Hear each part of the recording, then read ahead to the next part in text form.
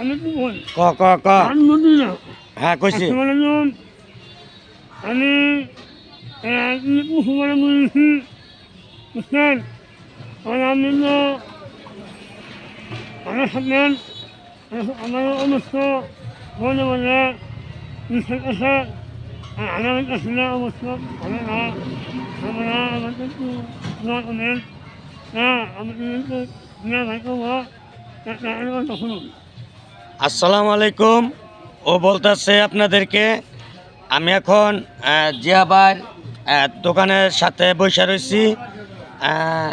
একটা ভিডিও ছাড়লাম, আমার জন্য সবাই দোয়া করবেন। আমার সারা শরীরে খুব ব্যথা, ওষুধ কেনার জন্য আসছি, তাই আমার জন্য সবাই দোয়া করবেন। এই কথাটা বুঝাইলো। আসলেও কিন্তু প্রতিবন্ধী, তারপরে অনেকটা অসুস্থ, ওর জন্য সবাই দোয়া করবেন।